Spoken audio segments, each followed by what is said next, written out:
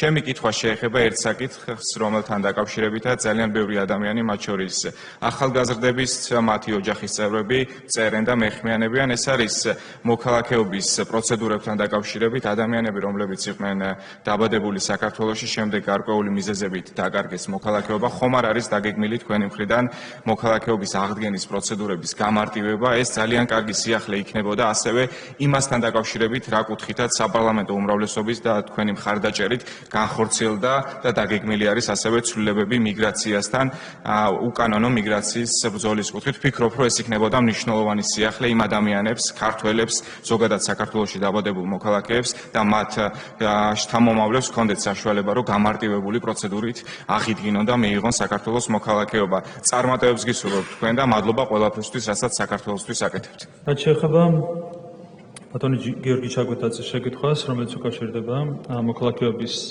აღდგენის გამარტივებას ჩვენი ყოფილი მოქალაქეებისთვის და ეთნიკურად ქართველებისთვის.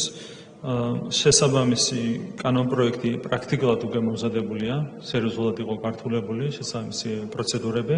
შესაბამისი კანონპროექტი პრაქტიკულად უკვე არის მომზადებული და თქვენთან კონსულტაციების საფუძველზე უკვე პარლამენტში შემოვიდათ ამ კანონპროექტს იუსტიციის მინისტრი მუშაობდა ამ საკითხთან დაკავშირებით და მზადვართ, რომ უკვე საშემოდგომო სესიიდან თქვენთან ერთად ვიმშალოთ ამ კანონპროექტის მიღების შესახებ.